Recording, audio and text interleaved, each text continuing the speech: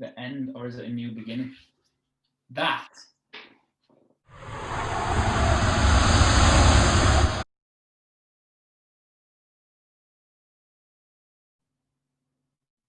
We are off. Let's go. Episode number 11 crept up on you. Oli Tennant. Yes, sir. Is in. Excitable. Question 1. Are Castleford going to win anything? Not in my lifetime. How's that make you feel? It depends what you mean by anything, because they've technically already won the League Leaders' Shield for being the most consistent team in the league. And I will bring to your attention, which is going to land on my face very quickly. I think they beat Leeds 5-6 times that season. And then we all know how it ended. Not very well. So, yes, they have won something in my lifetime, but the Grand Final, Challenge Cup, I don't know. We don't know. This is not a rugby league podcast. This is and fitness, lifestyle sounds too broad, but fitness, bit of mindset, bit of little business and how you view things in the world. So I've done a few episodes. This is number 11. And I was thinking, who else could I have on? And I've tried to avoid the lockdown and the COVID situations, but I was thinking, who could I have on and why would I have them on? When we was at Pure Gym, and I'll let Oli give himself a little intro about what he's up to at the moment. When we were at Pure Gym, we read a book called Who Moved My Cheese? And we'll go into what that's all about later. But first of all, let's introduce Oli Tennant, all the way from, where are you now? You still live in Castleford? No. God, no, I escaped there a long time ago. No, Wakefield. Renford. Oh, big difference. Big difference, I know. I've branched out to the city. Right. Oli, who the hell are you? Who the hell am I? I'm Oli Tennant. You already know that. Ross has introduced me about 3 or 4 times. So what, me and Ross go way back now. Virgin Active almost 6 years ago now. 6 years, yeah. So I was a personal trainer for 6.5 years. That's how I know Ross through Virgin Active. And then we rekindled at Pure Gym in Leeds. And then since then, I've moved on from coaching clients as a personal trainer. And now I coach personal trainers on their business so they can grow their business both in the gym and ultimately online as well. Ultimately online as well. When you started at Pure, because we were at Virgin, and the name of the game at Virgin was obviously PT is generally about doing as many as you can. Yeah. And we were in the mindset because when you were at Virgin, you're an employee of Virgin. We were get up to there and you're in the top bracket.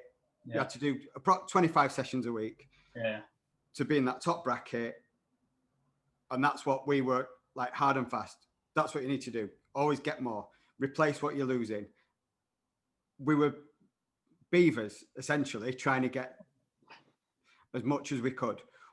When you walked into Pure Gym, and I didn't ask you about this question, the mindset seemed completely different for the trainers. Did you feel that? When I started in there, it felt different, that people weren't quite as keen. Some people were, and some people were doing very well, but generally there wasn't a target, an end goal. They were enjoying training people, but it was kind of an enjoyable, more of a fun job than an actual, right, we're doing as much. Yeah, more for some people, a hobby, so to speak. And I don't want to speak for them, but in terms of when you compare Virgin Active's model and the personal trainers that worked at Virgin, I'm not saying they were better personal trainers, but they had that incentive. Whereas when you're at Pure Gym, you're solely a self-employed personal trainer, and it's ultimately on you. If you're getting by and you're surviving, then that's fine. There's not that pressure, so to speak. Whereas at Virgin, as we remember it, it was if you don't hit the number, like 100 hours in a month, you hit 99 hours in a month rather than 100, you could lose 600-700 quid. Yeah. And it's crazy. Whereas at Pure Gym with PT self-employed, if you do 99 hours or 100 hours, it's one session difference, not such a dramatic. Yeah. Whereas I think at Pure Gym, it's for you. You've got to be very self-driven. There's not someone there to, are you doing this? Are you doing that? how's your business going? What's going on there? Yeah. That's what I noticed.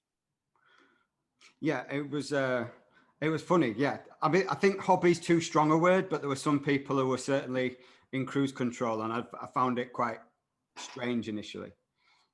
Anyway, that's not the point. That's not the point. The point of today, the title of today is Who Moved My Cheese? So it's a book. You've got your copy out. I got the digital copy, so I can't show you a copy. You can show us the copy. There you go. There she is. Cheese by Dr. Spencer Johnson. If you haven't read this, I strongly recommend it. And I even recommend it to people that even like reading because it's such a small, straight to the point book. Yeah. Do you want to give people a general synopsis of what it's, or what you interpreted it about? Yeah, so I originally got the book having had a good conversation with one of my clients at the time, who's now a very good friend. And I was going through change in my life, and when change comes, I think everyone always questions, oh, should I not? What should I do? I like where I'm at, and do I need to take that step? And she said, tell you what, just read this book, because Who Moved My Cheese is just a great story about how there's no right or wrong answer to deal with change. There's no right or wrong answer to deal with anything. And there's 4 characters in the book who deal with change in very different ways. And I think it's almost like 4 books in one, because how I interpreted it, I related very strongly to a certain character, whereas maybe you read it and related to a different character. But what I get from this book, 'cause I do keep going back to it every now and then, is I'm a different character in different areas of my life. So it's just about how to adapt to change at work, how to adapt to change in your personal life with everything that's going on right now. Yeah. So basically, the breakdown of the book is there's characters, and it's very simple. It's not like Lord of the Rings or anything like that. There's 2 characters who like eating cheese. They live in a maze, and they find some good cheese, and they just stay there. They get stuck into the cheese, love it, love it, love it. And then all of a sudden, that supply of cheese dries up for no obvious reason. Yeah. And then it's all about their attitudes to going and finding more cheese and getting just on. Just a heads up, probably to the people watching this, cheese is, we're not just talking about cheese. Cheese is just a metaphor for what you want in life. The whole book is absolutely a metaphor for absolutely anything you want. So the author uses cheese. Yeah. But again, that could be points in rugby league. That could be clients. That could be gains in the gym. That could be, give me something. Buying a house, going on holiday, starting a relationship. Correct.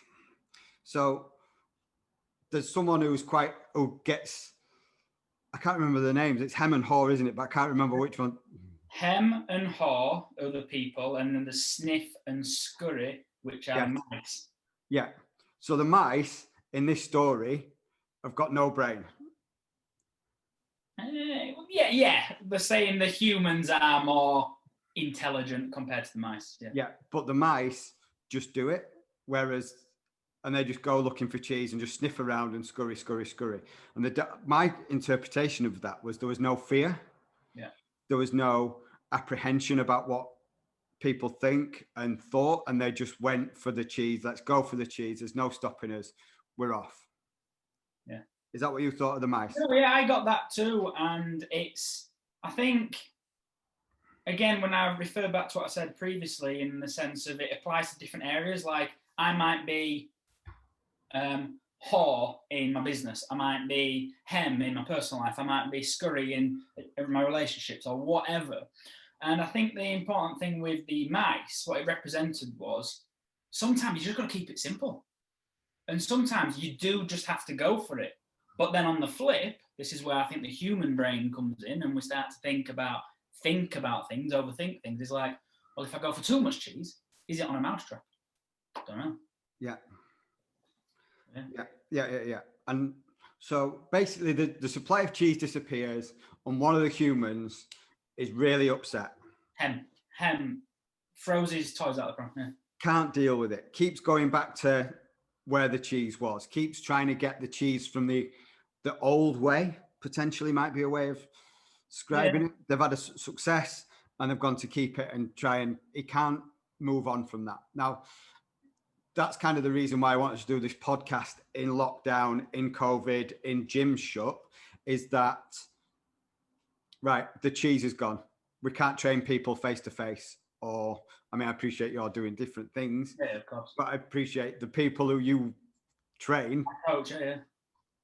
They can't train people face to face now. So obviously everyone's had to take a step back and think, right, this cheese is gone. Face to face gym cheese is gone, for whether that's another 2 months, whether that's for another 6 months. What we're going to do about it? I think a big thing with that is we all know as people that change happens in every area of our life. But I think it's being able to deal with that change when it comes and not accepting that this is life forever. I will see my clients forever. It's like, well, hang on. This thing that's happening in the world right now, this situation that we find ourselves in, has thrown a curveball at your face, and it isn't the end of the world. Depending on how you look at it, what are you a personal trainer for example, in that sense, to help people? Well, can you still help people right now? The answer to that question is yes, you can. You can't help them in the way that you've always known. So are you willing to adapt? It's either adapt or go work in Tesco's. Yeah, which then if you're adapting anyway, you have to adapt and go the other way. Potentially, and we try and fill our time in through doing podcasts to try and get out a different way, online solutions, outdoor solutions. Like, I know all your business is like online clients and coaches. Training people outdoors. Sometimes it's the best session in the world when it's nice weather, blue skies, sunshine. They have a great session. They're out and about, great. When it's grey, there's a bit of rain in the air, that wind's whistling through your fleece. Oh, it's horrible. Yeah. But going on that, of what you've just said there is, look at, I don't want to sound cliche or anything like that, but look at what you've just said. You've got the summer when it's wonderful and all PTs, let's train outside, it's wonderful, it's wonderful, it's wonderful. And then it's winter, it's like, let's not train outside, it's cold, it's freezing. Horrible. And seasons change every year. Yeah. Go from winter to spring to summer to autumn. Yeah. And I got this from Tony Robbins in the sense of some people in winter don't leave the house because it's that cold. It's freezing. Other people in winter go snowboarding. It's a good point. You can't go snowboarding in Wake in Dewsbury, though, can you? Well, no, you can't. I get the point. Last week. You could last week. Yeah. Did any of your contacts, did you see him on Instagram doing like snowboarding down small hills? No, I didn't see that, no. I had a couple. I had a client who went snowboarding in kids in bed. I'm going to get my snowboard out and walk up a hill in the middle of Horsforth. He didn't even go to a field. Oh yeah, it had to be a bloke as well, wasn't it? Yeah. It was down the down the town street. So we recommend everyone go and read Who Moved My Cheese. Yeah, and I don't think just for now, but I think it's a book you will keep for life. And I call it a timeless book, because no matter if you're going through change right now with what's going on in the world, or change 5 years down the line, you'll always get something relevant from it. So I'm glad, because it's had a massive impact on my life, because I was happy with the cheese I had. And I was like, well, this is good, and this is what I've known for 6.5 years. But that next step is, do I do it? And it's like, well, if you keep eating cheddar, you won't be able to enjoy the camembert. There you go. Full of metaphors. Yeah. I mean, I like the cheese metaphor, but cheese gives me nightmares. Can't sleep if I have cheese. Well, mate, it gets your imagination going. The old imagination. I'm not sure. Well, I know what you mean. Right, here we go. So, Who Moved My Cheese? Definite read. It's under a tenner. Delivered. Yeah, it is. I can imagine it would be. I can't It's less than a tenner. It's less than a tenner. It's less than 20 minutes PTing. Good investment, sound investment. Any other books that spring to the tip of your tongue? I would recommend this, to be honest, actually, for if we're talking to personal trainers, to give to the clients as well. But I'd also recommend it people to give it to their boyfriends, their girlfriends, their husbands, their partners, their sons, their daughters. It's not a book. It's not a fitness book. It's a book absolutely everyone in any area of their life. In terms of other books that I'd recommend, I am massive. One of the best books I've ever read is The Miracle Morning. How you start your day. Absolute game changer. Very simple, straightforward, gives you strategies, gives you tactics, gives you challenges to focus on and do, and how you actually start your morning to set yourself up for success in the day. Probably the best book I've ever read would be Tony Robbins' Awaken the Giant Within. It's long. It's a long book. It's a long old book. Break it down. Break it down into little steps, into little 5 pages. 10 pages at a time, chapter at a time if you're feeling on it. But it's once you take out the nuggets in it, but actually apply it, because the amount of people that I know that read books and then don't do anything with it. And it's like, well, why did you read a book? Yeah. It's the application that matters. Oh, mate, there could be loads. You're looking at your bookshelf right now. Looking through your imagination. The obvious one, Atomic Habits. I know it's a big book, but it's brilliant. It's a big book in terms of its scope or its size? Both.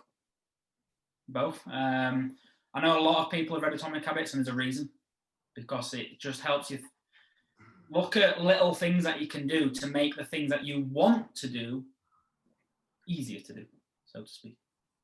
Nice. Yeah. I mean, The Giant Within, I found a little bit like the general vibe of the book and idea of the book is fantastic, and I love all that stuff. Being a coach in the fitness realm, absolutely great.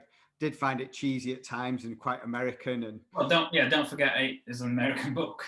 It's a very American book. But when you say American, that anyone can do anything. And is it the start where it's, I'm sat in my helicopter and I'm flying over a traffic jam, and the traffic jam is people something like that. Coming to my event, and they all want to come and meet me, and like, this is amazing because I used to mop floors and stuff like that. It's everyone's got a story. Everyone's got a story. Yeah, but I think, like you say, there's a lot of nuggets in there to drag out and take. 100%. But again, that's the thing. What people will get from Who've Moved My Cheese might be a nugget that I didn't get, and that's why I keep referring back to them. You've got them on your shelf. They're there. But I would always say, to my friends, to my family, to the clients that I work with, if you're going to read a book, ask yourself 3 questions at the end of it. What did I learn? How can I implement it? When will I implement it? And if you can do that at the end of 2 pages or a chapter, it'll actually give you some tasks to crack on with, rather than overloading with information, which I don't think we need to do. I don't think we need to overload information. I think we need to get better at applying the information we already have. Yeah. So that's what books would you recommend? For in this business mindset type scenario. Dealing with change, dealing with now, dealing with the one that comes to my tongue is the follow-up to Who Moved My Cheese, which is Peaks and Valleys. You did tell me about that. So Peaks and Valleys is about a young man who basically has to climb a mountain, and he wants to get up to the top of a mountain. And again, the mountain is the metaphor for whatever you want, whether that's a relationship, whether that's your business, whether that is you want a new car. Whenever you can see the peak, and everyone can see the peak, whether that's looking at Joe Wicks as the peak of the personal trainers, or whether that's looking at a Lamborghini or a 5-bedroomed house. You can see, everyone can see the peak, and it's easy to see those peaks. And I think that's, on a tangent, that's like a mental health thing, that everyone sees all these peaks and they don't know how to get there. And the journey takes you through getting to the top of the peak. Like, he has to cross a river, he can't swim, so he has to get across this river, and he finds a way and keeps going, and then he finds a valley at the peak that he couldn't see at the back, which again is a metaphor for all sorts of businesses things. When you say, right, I'm going to be a personal trainer, and then you walk and do your first day in the gym and you're like, how do I turn those people on cross trainers into clients? Right. That's a big valley because everyone sees the peak of amazing results and So down into the valley, then back up the other side through the forest, get to the peak. And then he gets to the peak about halfway through the book, and he meets an old wise man on the top of the peak, and he starts talking, and he said, an old wise man goes, look at that. And he looks around and it's another peak. Yeah. And he has to get back up to that peak. And it's about his journey through the peaks, through the troughs, over the rivers, through the dark forests. But again, it can be just as easy. It's very similar to Who Moved My Cheese, just in another way of looking at it. Yeah. I think what you've said there is quite interesting, actually, with the peaks and stuff, because I think what we as people always see, we'll see the peaks that are in front of us, at the side of us, even maybe behind us. But again, mindful of being too cheesy here, mind the pun with the podcast. Good pun. People forget what peak they're already standing on. They can't see the peak. I can see Ross's peak because I'm looking from a distance at Ross's peak. And then he might be looking at my peak and I'm like, well, I'm not on a peak. I can only see the dirt underneath my feet. I can't see how much of a peak I'm stood on. So I think whilst chasing peaks, absolutely great, go for it, smash it, go until your heart's content.